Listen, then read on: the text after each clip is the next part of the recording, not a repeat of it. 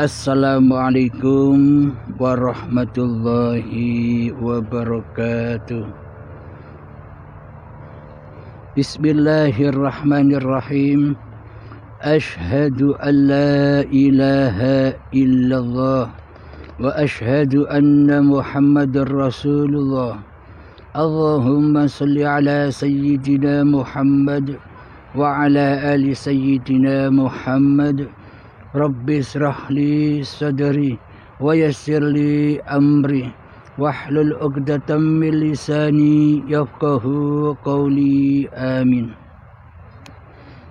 Bismillahirrahmanirrahim. Salam hormat, salam santun selalu buat para sahabat penyimak Uripe Allah channel. Semoga kita semua mendapatkan keridhaan dari Allah Subhanahu wa Ta'ala, sehingga bisa istiqomah menyimak paparan-paparan di Uripe Allah channel. Amin ya rabbal alamin. Kali ini kami akan mengkaji suatu amal. Apakah amal kita sejak akil baligh hingga setua ini bisa kita ketahui diterima atau tidaknya? Kebanyakan manusia tidak tahu menahu soal itu.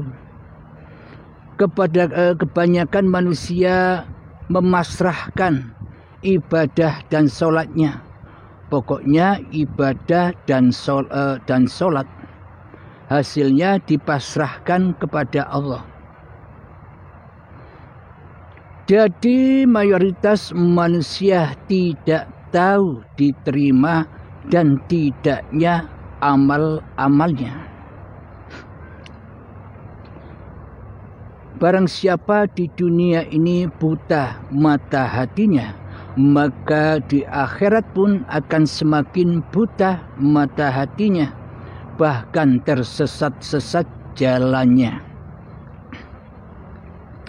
Maka dari itu, agar kita tidak merugi, agar kita tidak sia-sia di dalam sholat dan beramal, maka kita harus berusaha cari tahu bagaimana sih amal-amal kita yang sudah kita lakukan selama ini? Bagaimana sih nasibnya sholat-sholat yang sudah kita kerjakan dahulu?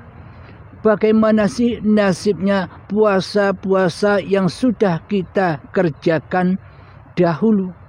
Bagaimana sih nasib-nasib sholat duha, sholat tahajud, perbuatan baik yang sudah kita lakukan selama ini? Tertuju, kita wajib tahu kejelasannya agar tidak sia-sia, agar tidak merugi. Bila hari ini saja kita tidak tahu bagaimana nasib seluruh amal-amal yang sudah kita lakukan, bagaimana esok, bagaimana di akhirat, kita pun takkan pernah tahu. Karena selama ini beragama kita dan bertuhan kita selama ini hanyalah angan-angan belaka. Pokoknya ibadah, pokoknya sholat, pokoknya iman, pokoknya Islam. Semuanya hanya berdasarkan pokok dan pokoknya. Kita tidak mau ambil pusing apakah ibadah dan sholat kita itu diterima atau tidaknya. Kita tak mau ambil pusing. Karena menurut kita selama ini tiada yang tahu diterima atau tidak amal hambanya kecuali Allah.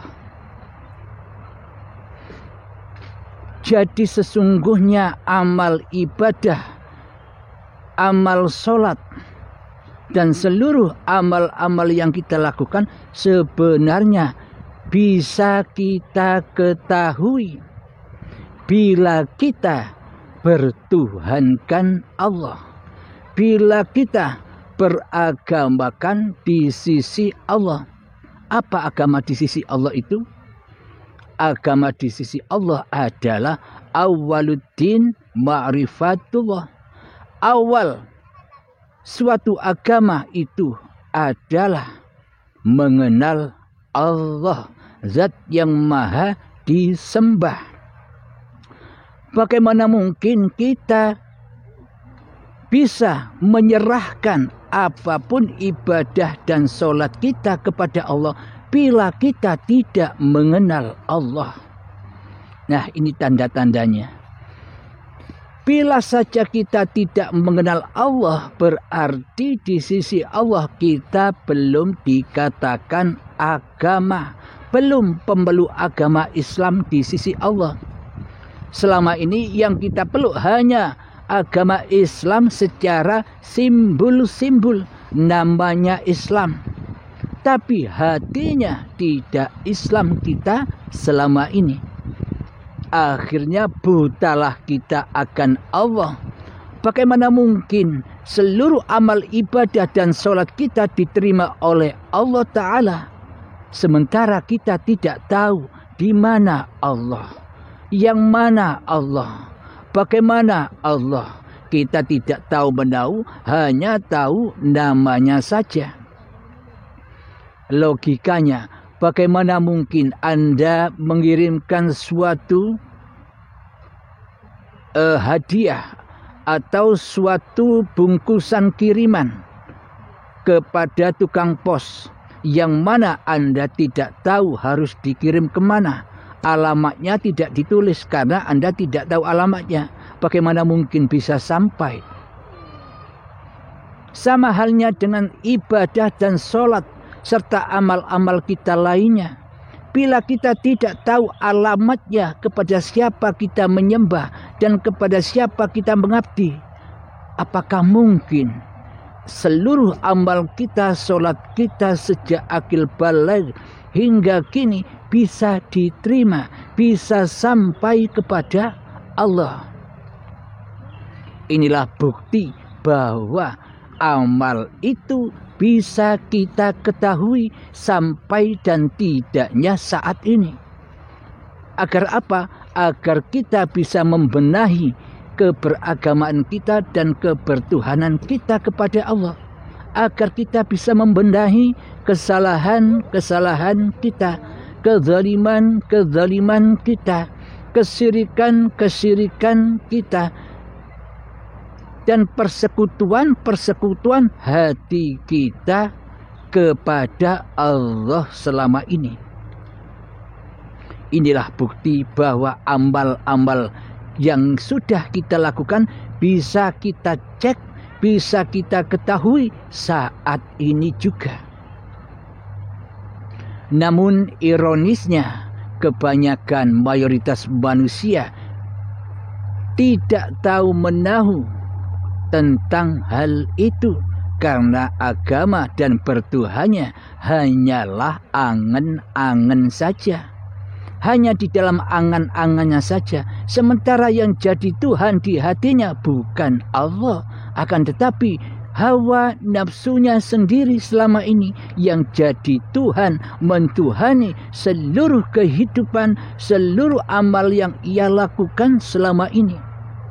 Seolah-olah seluruh solat-solat itu, seolah-olah seluruh ibadah-ibadah itu, seolah-olah seluruh puasa-puasa itu dan seluruh amal yang dilakukannya dituhani oleh hawa nafsunya sendiri, bukan bertuhankan kepada Allah. Buktinya selama ini kita ngaku-ngaku bahwa diri kitalah yang beramal. Kita ngaku-ngaku bahwa diri kitalah yang sholat. Kita ngaku-ngaku bahwa diri kitalah yang hidup. Kita ngaku-ngaku bahwa diri kitalah yang berhak atas badan ini. Kita ngaku-ngaku bahwa seluruh aktivitasnya badan ini dikuasai, dituhani oleh hawa nafsu kita sendiri selama ini. Inilah bukti nyatanya bahwa amal sholat dan apapun kebaikan yang selama ini kita lakukan semuanya terbakar di dalam hawa nafsu kita sendiri. Jadi inilah bukti bahwa selama ini ibadah dan sholat kita semuanya zong, habis terbakar, diakui, dimakan oleh hawa nafsunya sendiri, terbakar di dalam an-nar atau jahanam. Inilah bukti bahwa seluruh amal kita bisa kita ketahui di dunia ini, tidak usah nunggu besok. Bila nunggu besok, iya kalau diterima. Kalau tidak, apa kita tidak menyesal nantinya? Jadi itulah tanda bahwa selama ini seluruh amal kita, sholat kita, ibadah kita, selama hawa nafsu mentuhani di keseluruhan kegiatan itu, maka semuanya terputus dari Allah. Karena di dalam hati kita yang kita tatap, yang kita saksikan, yang kita tuhankan, yang kita anggap jadi rajanya hidup dan badan ini adalah hawa nafsu kita sendiri. Inilah bukti nyatanya bahwa seluruh amal-amal ibadah sholat kita seluruhnya di dalam an-nar, terbakar di dalam pengakuan hawa nafsu kita sendiri selama ini. Kebanyakan manusia memasrahkan ibadah-ibadahnya. Kalau ditanya, kira-kira amal-amalmu, ibadah-ibadahmu, sholat-sholatmu, kira-kira sudah sampai kepada Allah apa tidak? Saya tidak tahu. Yang terpenting saya pasrahkan kepada Allah saja. Biar Allah yang ngurus. Karena memang ayatnya tidak satupun manusia bisa tahu amal ibadahnya diterima atau tidak kecuali Allah. Karena apa? Karena manusia yang buta akan agama Allah di hatinya memang tak akan pernah tahu bila amalnya itu ditolak atau diterima, tidak tahu. Hanya orang-orang yang dikehendaki saja yang tahu. Karena orang-orang yang dikehendaki Allah itu sudah bukan kehendak manusianya, akan tetapi sudah kehendak Tuhannya. Coba kita uraikan, coba kita nyatakan, coba kita buktikan, coba kita logikakan. Seumpama kita pasrahkan seluruh solat-solat dan seluruh amal ibadah kita kepada Allah, kira-kira kita kenal tidak siapa Allah? Jadi syarat-syaratnya bila ingin memasrahkan seluruh solat dan seluruh ibadah-ibadah yang kita lakukan, syaratnya harus kenal Allah dulu agar mudah untuk memasrahkannya. Bila tidak mengenal Allah, bagaimana mungkin kita bisa berpasrah diri kepada Allah? Kan muhal, tidak mungkin. kita berpasrah diri kepada hal yang tidak kita ketahui selama ini. Kita memasrahkan diri kepada hal yang tidak kita kenali sedetik pun selama ini. Logikanya kan demikian. Katanya manusia itu logika. Jadi beragama dan bertuhan itu sesungguhnya semuanya logika, masuk dan diterima oleh hati. Tapi selama ini kita hanya beriman dan berislam hanya kepada angen-angen kita saja. Karena hawa nafsu sudah membelokkan, hawa nafsu sudah menyesatkan bagaimana cara beragama dan bertuhan secara yang hakiki. Hawa nafsu, setan yang terkutuk, selamanya tidak akan ridho, tidak akan rela bila dirinya dituhani oleh Allah. Hawa nafsu dan setan yang terkutuk, yakni diri manusia kita sendiri. Jadi yang dikatakan setan yang terkutuk itu adalah diri manusia kita sendiri yang selama ini tak terasa menjadi Tuhan di hati kita. Karena firman Allah sesungguhnya setan itu adalah musuh-musuhmu yang nyata. Jadi setan itu tidak gaib, kata Allah. Setan itu nyata. Siapa kenyataan setan yang terkutuk itu? Kenyataannya adalah diri kita sendiri selama kita masih menjadi Tuhan atas kehidupan kita ini dan badan kita ini, serta apapun amal yang dilakukan di dalamnya.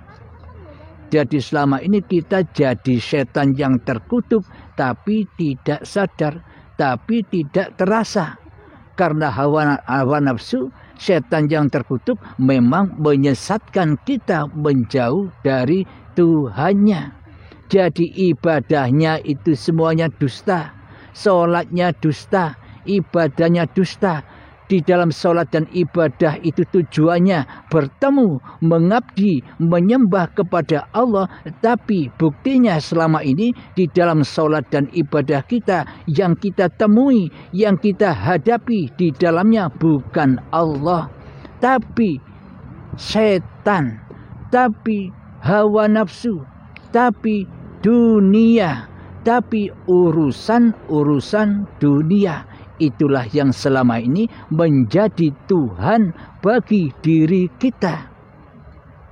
Lalu bagaimana mungkin Allah mau menerima sholat dan ibadah-ibadah kita sementara kita tidak mentuhankan Allah di hati kita?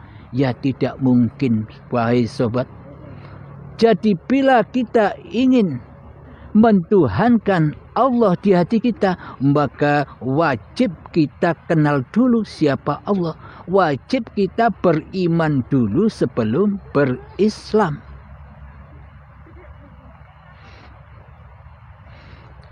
Jadi pada intinya seluruh amal perbuatan kita, seluruh salat-salat kita tidak akan diterima oleh Allah bila Allah kita sekutukan di hati kita dengan hawa nafsu kita sendiri yang mentuhani di dalamnya. Saya bacakan ayatnya di surat Az-Zumar ayat ke-65. Bismillahirrahmanirrahim. Walaqad uhiya ilaika wa ilal ladzina min qablika la in asyrakta la yahbatanna amaluka wa la takunanna minal khasirin. Artinya, dan sesungguhnya telah diwahyukan kepadamu dan kepada nabi-nabi sebelummu, jika kamu mempersekutukan Allah, niscaya akan hapuslah amalmu dan tentulah kamu termasuk orang-orang yang merugi. Jadi pada intinya beragama dan bertuhan di sisi Allah Ta'ala itu hati tidak mempersekutukan Allah dengan hawa nafsu kita sendiri. Hati tidak mempersekutukan Allah dengan dunia. Hati tidak mensekutukan Allah dengan urusan-urusan dunia. Inilah syarat-syarat diterimanya amal manusia kepada Tuhannya. Inilah yang dimaksud beragama dan bertuhan, yakni syaratnya hati tidak mensekutukan Allah dengan diri manusianya. Jadi hawa nafsunya sudah tidak menjadi Tuhan lagi. Hawa nafsunya sudah kembali kepada hakikat diri sejati manusianya, yakni sebagai makhluk. Makhluk yang tidak bisa apa-apa. Makhluk yang tidak bisa menyebut-nyebut dirinya sendiri. Makhluk yang tidak bisa bergerak tanpa digerakkan oleh Sang Penciptanya. Jadi hakikatnya manusia yang beragama dan bertuhankan kepada Allah itu adalah hati manusia yang sudah menyerahkan semua apa-apa yang dimiliki manusianya, hidup dan badan ini dipersembahkan lagi kepada Tuhannya. Maka inilah yang disebut manusia yang sudah berislam di hatinya. Inilah Islam indallah, Islam original, Islam yang dibawa oleh para nabi-nabi dan para rasul, termasuk Kanjeng Nabi Muhammad sallallahu alaihi wasallam, yang mana kondisi hati para nabi, kondisi hati para rasul, dan kondisi hati Kanjeng Nabi Muhammad serta para aulia Allah, hatinya selalu mentauhidkan Allah saja daripada mentauhidkan hawa nafsunya di hatinya selama ini. Seperti kita selama ini kan mentauhidkan hawa nafsu kita di dalam hati kita ketimbang mentauhidkan Allah di hati kita. Karena apa? Karena kita selama ini tidak bertuhan, tidak beragama di sisi Allah. Bagaimana mungkin kita bisa mentauhidkan Allah di hati kita sementara kita tidak kenal Allah?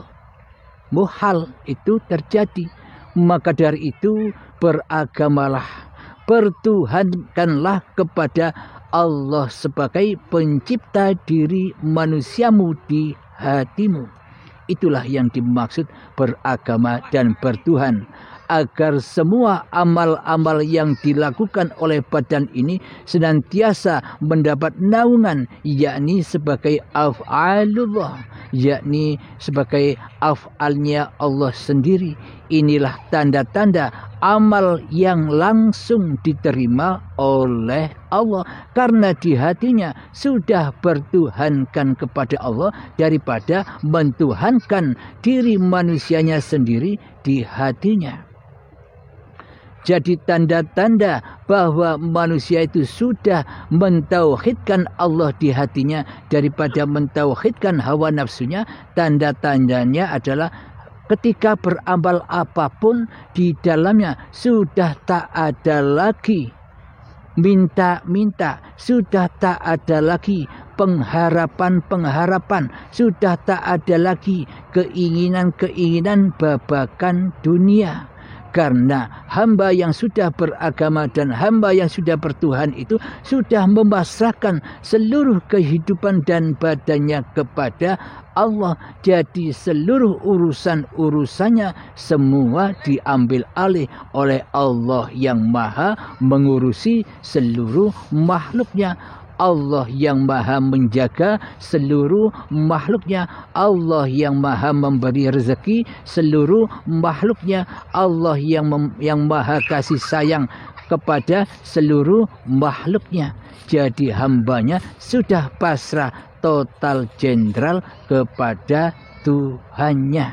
Inilah yang dimaksud Islam. Jadi Islam indallah, inna dina indallahil Islam, itu maksudnya. Bukan Islam yang selama ini kita praktekkan. Selama ini kan hanya Islam ragawi, Islam syariat saja, yang mana di dalam hati kita selama ini yang jadi Tuhan bukan Allah, tapi hawa nafsu kita sendiri yang mentuhani di seluruh aktivitas kehidupan dan badan yang selama ini kita akui sebagai milik kita. Jadi selama ini Tuhannya adalah hawa nafsu kita sendiri. Karena kita buta kepada Allah sehingga kita kafir kepada Allah. Hati selalu mensekutukan Allah. Jadi itulah tanda-tanda amal yang tertolak, amal yang terbakar, yakni dibakar oleh hawa nafsunya sendiri. Tanda-tandanya ketika selesai beramal hatinya lega. Alhamdulillah aku sudah sholat, alhamdulillah aku sudah tahajud, alhamdulillah aku sudah duha. Di dalam hatinya ada rasa kebanggaan, itu pahalanya.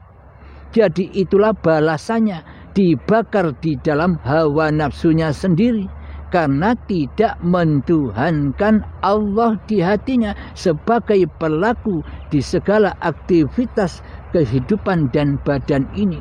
Hatinya tidak lillahi ta'ala, akan tetapi hatinya linafsi. Ini sholatku, ini ibadahku, ini hidupku, ini badanku, ini kerjaku, ini uangku, ini sehatku, ini sakitku, semuanya diakui sebagai milik manusianya. Dan tidak terasa manusia telah menjadi Allah, tapi tidak terasa. Karena seluruh sifat-sifatnya Allah sudah diakui sebagai sifatnya manusianya. Karena manusianya buta akan Allah. Jadi bila di dunia ini buta mata hatinya, maka di akhirat pun akan semakin buta. Maka tersesatlah jalannya menuju ke jalan Allah. Jadi di dunia saja sudah su'ul khotimah, apalagi menjelang syakaratul maut. Kira-kira kita mau sekarang su'ul khotimah? Jadi tanda-tandanya bahwa sekarang pun kita sudah tahu kondisi hati kita saat ini sebelum mati. Kondisinya su'ul khotimah atau husnul khotimah bisa kita ketahui sekarang. Jadi beragama dan bertuhan itu jangan ayang-ayang saja, jangan angen-angen saja. Nyatakan bagaimana beragama kepada Allah itu. Nyatakan bagaimana Allah yang kau tuhankan selama ini. Kalau belum nyata, bagaimana mungkin kita bisa menyembah? Bila belum nyata, bagaimana mungkin kita bisa mengabdi? Semuanya kesasar. Yang diabdi, yang disembah hanyalah hawa nafsu dirinya sendiri. Yang disembah, yang diabdi, yang diberhalakan adalah manusia di sekelilingnya. Ia melaksanakan ibadat dan sholat hanya demi mendapatkan gelar bahwa diri kita sudah beragama, bahwa diri kita sudah bertuhan di sisi manusia. Agar kita tidak dikatakan ateis, agar kita tidak dikatakan kufur di sisi manusia. Karena yang jadi Tuhan selama ini adalah manusianya daripada Allah. Mohon maaf.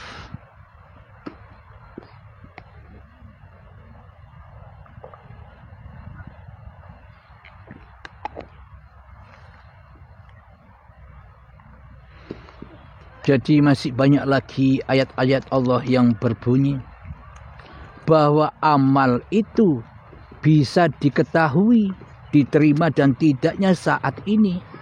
Jangan menunggu besok yang tidak tentu. Jam korek. Jadi ketahuilah sekarang amal-amal kita sendiri di hati kita. Cek hati kita. Terima kasih. Jika kita tidak tahu hari ini, sekarang ini, lalu sampai kapan kita tahu bagaimana nasib ibadah dan amal kita? Bila sekarang saja kita buta, bila sekarang saja kita su'ul khotimah, kesasar, apalagi nanti, apalagi di akhirat, maka semakin buta, maka semakin kesasar, maka semakin ketakutan dan diazab dengan siksa yang sangat amat pedihnya.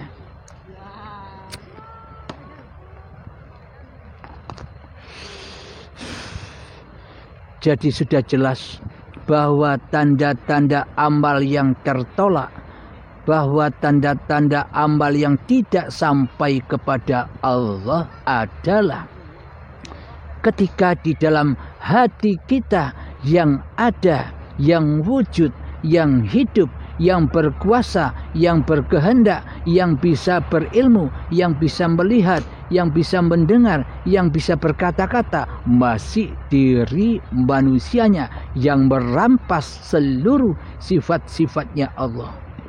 Jadi bila manusia masih ada di dalam hati kita ini, itulah tanda neraka.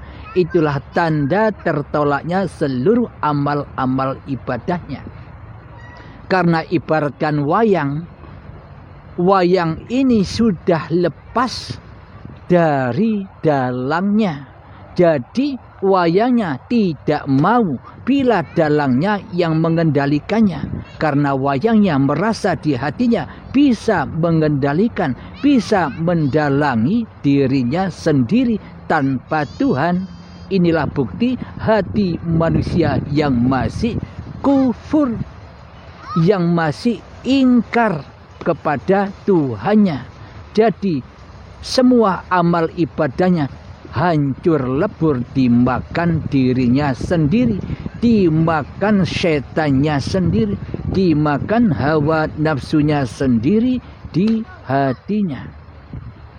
Maka jelas bukan bagaimana kita meneliti solat-solat kita, ibadah-ibadah kita. Nah, sudah jelas bukan? Sekarang bagaimana nasib seluruh amal ibadah kita, nasib seluruh salat-salat kita saat ini juga kita sudah tahu bagaimana nasibnya. Tertolak semua bukan? Hangus semua bukan? Hancur semua bukan? Lalu sampai kapan kita mau berubah? Apa kita berubah menunggu ajal menjemput? Apa kita berubah menunggu syakaratul maut? Semua tergantung Anda sendiri-sendiri.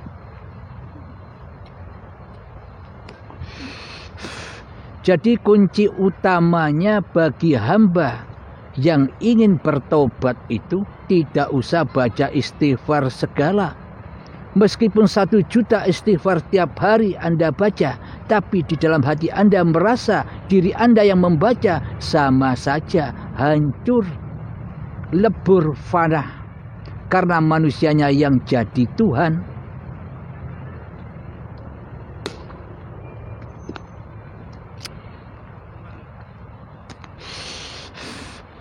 Maka hakikat taubat di sisi Allah itu adalah hati kita sudah mengikrarkan dalam hati bahwa kita sudah taubat dari menjadi Tuhan. Persembahkanlah kembali bahwa hidup ini Allah. Persembahkan kembali bahwa badan ini milik Allah, bukan milik manusiamu. Manusia kita tidak miliki apa-apa. Manusia itu sebenarnya awalnya adalah dari hal yang tak dapat disebut. Manusia tidak bisa menyebut dirinya bahwa dirinya manusia bila tidak ada hidup, bila tidak ada Allah. Jadi sesungguhnya yang menyebut bahwa diri kita adalah manusia kan ya Allah, kan ya hidup, kan Tuhannya sendiri. Tapi selama ini kita tidak sadar karena selama ini kita yang jadi Tuhannya.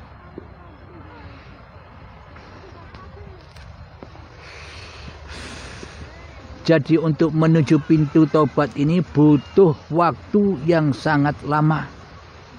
Butuh waktu puluhan tahun untuk mengaplikasikan, mengheningkan cipta-cipta manusianya di hati kita.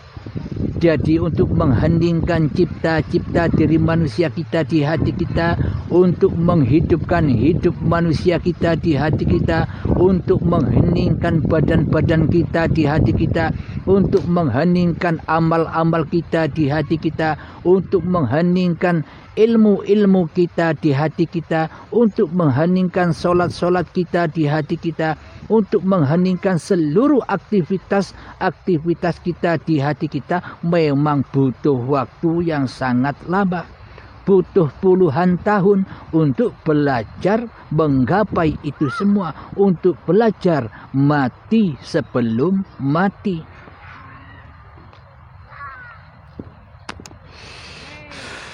Terkadang hingga sakaratul maut menjemput pun terkadang banyak manusia yang belum faham. Fahamnya hanya sebatas teori saja. Untuk prakteknya, untuk aplikasinya masih kosong. Karena selama ini manusia merasa diri manusianya yang faham atas ilmu-ilmunya Allah. Merasa masih faham manusianya atas ilmu hakikat dan makrifat, masih kemanusiaannya yang merasa faham. Itu tandanya manusianya belum mati.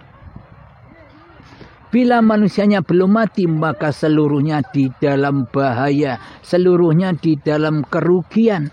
Apapun yang kita lakukan, seluruhnya di dalam bahaya, di dalam kerugian, dan di dalam anar. Karena yang mengendalikan kita selama ini, karena yang mentuhani kita selama ini adalah syaitan yang terkutuk.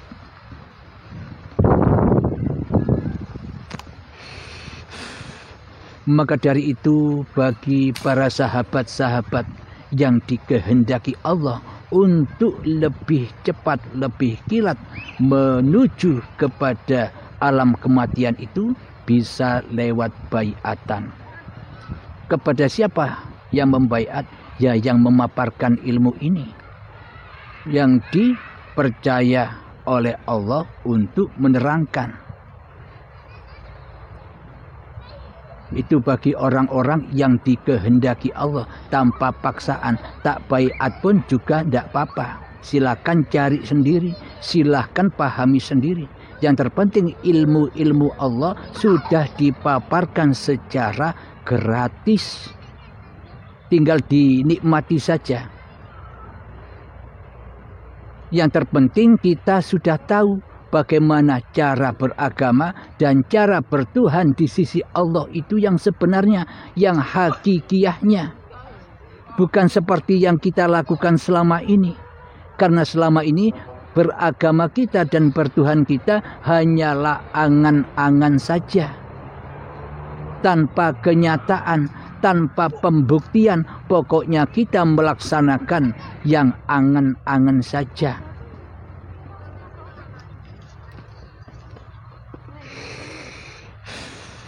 Alhamdulillahirabbil alamin. Kira-kira apakah kita tidak sadar? Apa kita memang harus ingin terus begini? Amal-amal kita dihancurkan oleh hawa nafsu kita sendiri selama ini. Apakah kita tidak ingin berbenah? Apakah kita tidak ingin hijrah di bulan hijriah ini, di tahun baru ini? Berhijrahlah, ubahlah cara pandang beragama dan berketuhanan di hati kita. Ubahlah dengan momen di bulan hijriah ini. Jadi kita bisa menandai, oh aku terlahir kembali sebagai bayi saat bulan hijriah, tahun baru hijriah. Alhamdulillahirabbil alamin. Jadi paparan-paparan yang sudah terpapar ini membuktikan bahwa amal ibadah apapun yang kita lakukan sejak detik-detik akil balik tiba sampai setua ini bisa kita ketahui nasibnya diterima atau tidak, hancur lebur atau sampai kepada Allah. Silakan cek masing-masing hati kita sendiri. Pokoknya tanda-tandanya sudah saya beritahukan. Tanda amal yang diterima itu maksudnya bagaimana? Amal yang diterima Allah itu adalah amal yang sudah dikuasai oleh Allah sendiri. Itulah amal soleh. Bagi orang-orang yang bertakwa. Jadi bertakwa itu bagaimana? Orang-orang yang sudah tidak jadi Tuhan lagi di hatinya. Itulah yang disebut manusia yang bertakwa. Jadi Allah tidak memandang rupa dan hartamu. Allah tidak memandang tinggi ilmumu. Allah tidak memandang banyaknya amalmu. Dan Allah tidak memandang nasab-nasab kemuliaanmu di sisi manusia. Allah hanya memandang hatimu. Di dalam hatimu itu yang jadi Tuhan, kamu atau aku, kata Allah. Bila yang jadi Tuhan di dalam hati kita masih hawa nafsu kita sendiri, karena kita tidak mengenal sejatinya Allah, maka semua amal ibadah itu kembali pulang rojiun kepada yang fana, kepada yang hancur, karena yang disembah yang fana. Akan tetapi bila hati kita mulai saat ini merubah nasib diri kita, karena kata Allah, hanya manusianya lah yang bisa merubah nasibnya. Maknanya siapa yang bisa merubah? Kalau manusia tidak hidup, apakah manusia bisa merubah nasibnya? Itu babakan yang agak dalam. Jadi pada intinya rubahlah nasib kita. Rubahlah dari alam kegelapan, dari alam kebutaan menuju alam yang terang benderang, menuju alam basirah. Yakni kemanapun arah kau tatap, kemanapun wajahmu kau hadapkan, disitulah wajahullah. Itulah tanda orang-orang yang beriman. Itulah tanda orang-orang yang sudah Islam, yang sudah selamat hatinya di sisi Allah. Jadi bagi mereka lah orang-orang yang mendapatkan pahala di sisi Allah. Karena apa? Karena mereka, karena manusianya sudah kembali ke rahmatullah dengan rela dan ridho hatinya. Sudah tidak jadi Tuhan lagi. Bagaimana cara mudahnya? Ya lewat baiatan. Akan mudah menuju ke sana. Karena memang sudah diamanahi untuk itu. Bagi Anda yang masih mempertahankan keegoan hawa nafsu Anda, bagi Anda yang masih merasa faham tentang ilmu ketuhanan, ya silakan cari sendiri, ya silakan belajar sendiri. Yang terpenting ilmu dan tatanannya sudah dihidangkan dengan gratis di channel atau di Uripe Allah channel. Jadi memang jika bukan kehendak Allah, maka tak akan bisa manusia mendapatkan hidayah Allah. Jika bukan kehendak Allah, maka tak akan mendapatkan syafaat dari Allah. Jadi memang semua di dalam kendali kehendaknya Allah sendiri, bukan kehendak manusianya.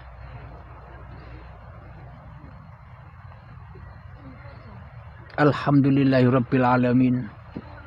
Semoga kita selalu mendapatkan bimbingan Allah Subhanahu wa taala sehingga kita dapat memahami, mendalami bagaimana makna beragama dan bertuhan di sisi Allah, sehingga kita bisa berbenah hati kita, berlomba-lomba dengan ajal, bagaimana sekiranya kita sudah taubat, kita sudah beriman kepada Allah sebelum ajal menjemput, sebelum kedahuluan baiatan paksa, yakni di syakaratul maut, baiatan paksa dan siksa dengan azab yang pedih. Semoga saya dan semoga kita semua selalu di dalam lindungan Allah Subhanahu wa taala. Jadi sayangilah amal-amal kita. Jadi perbaruilah amal-amal kita. Yang lalu-lalu biarlah berlalu, karena yang lalu-lalu memang sudah zong, sudah tidak ada, sudah tidak berlaku, karena sudah dimakan, dinikmati oleh hawa nafsu kita sendiri. Marilah kita bacakan ayat Allah lagi, firman-Nya Allah di dalam surat Al-An'am ayat ke-88. Bismillahirrahmanirrahim. Walau asyraku lahabita anhum ma kanu ya'malun. Seandainya mereka mempersekutukan Allah, niscaya lenyaplah dari mereka amalan yang telah mereka kerjakan. Inilah tanda-tanda bukti bahwa amal itu bisa diketahui saat ini, asalkan Anda sudah beragama dan bertuhan di sisi Allah. Jika belum beragama dan bertuhan di sisi Allah, bagaimana mungkin Anda tahu? Karena selama ini yang jadi Tuhan adalah diri Anda sendiri di hatinya. Memang setiap diri manusia pernah mengalami kematian. Jadi kematian di sisi Allah itu bukan matinya badannya, akan tetapi kematian di sisi Allah adalah kematian jiwa. Hati yang keras melebihi kerasnya batu. Itulah makna kematian di sisi Allah. Mati kesadarannya di dalam bertuhankan kepada Allah. Itulah yang dikatakan mati di sisi Allah. Ayatnya kullu nafsin dha'iqatul maut. Setiap yang bernyawa pasti akan mengalami kematian. Maksudnya bukan nyawa itu banyak, nyawa itu satu, roh itu satu, jiwa itu satu, hati itu satu, hayatullah itu satu, tak ada bandingnya. Jadi yang dimaksud setiap yang bernyawa itu pasti akan mengalami kematian. Maksudnya manusia yang merasa hidup ini sebagai hidup manusianya, maka itulah yang disebut mati. Mati jiwanya, mati kesadarannya di dalam bertuhan. Karena yang jadi Tuhan selama ini di hatinya adalah dirinya sendiri, adalah hawa nafsunya sendiri, adalah egonya sendiri, yang selama ini ingin menang sendiri, yang selama ini ingin benar sendiri. Inilah yang dimaksud syaitan yang terkutuk. Selama ini kita tak terasa setelah bersekutu dengan syaitan yang terkutuk untuk menjauh dari Tuhannya. Sebenarnya di dalam hati kita hakikatnya tidak percaya bila diri kita ini sebagai makhluk. Hanya dusta saja manusia bicara bahwa dirinya adalah makhluk. Itu semua dusta. Bila kita ini menganggap diri manusia kita ini adalah makhluk, tentu apa bedanya dengan gunung, dengan hayawan, dengan tumbuhan, dengan batu, dengan minuman ini yang tidak dapat bergerak tanpa digerakkan oleh hidup.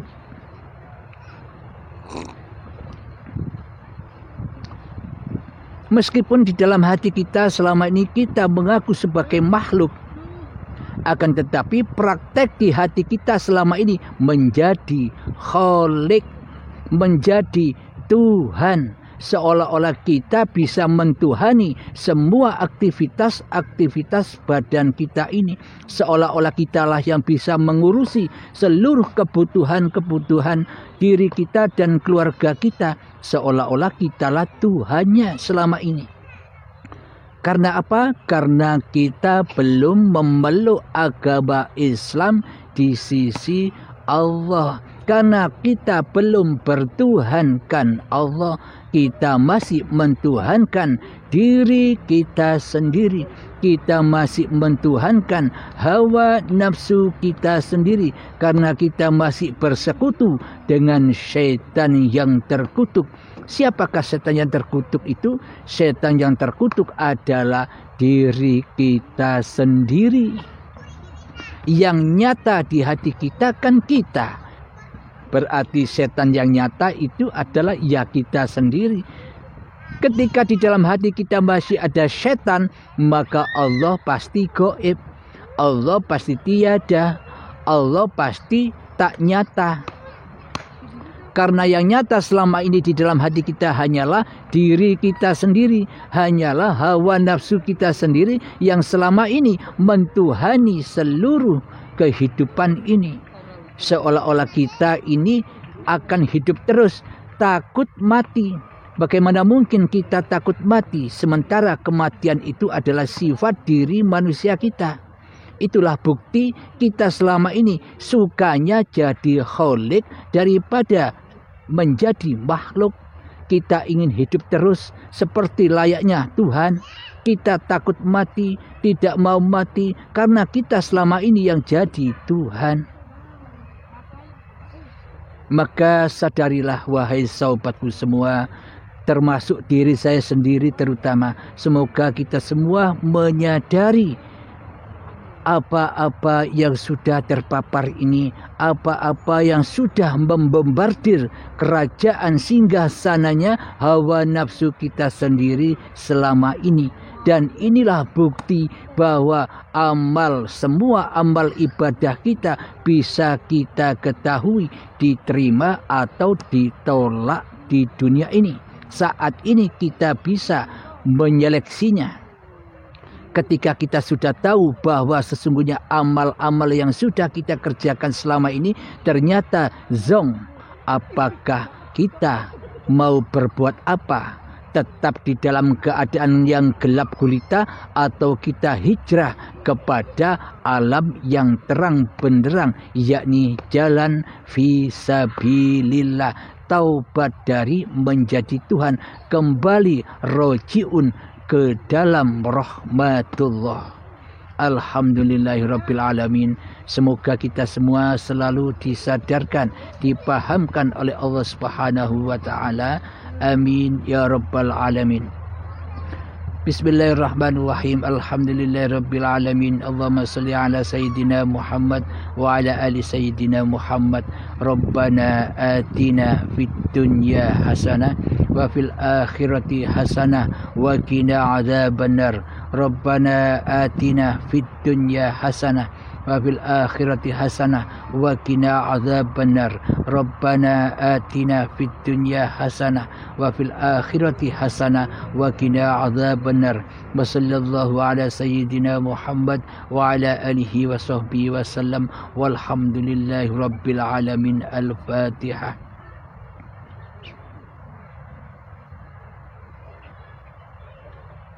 Dan akhir kalam, assalamualaikum warahmatullahi wabarakatuh.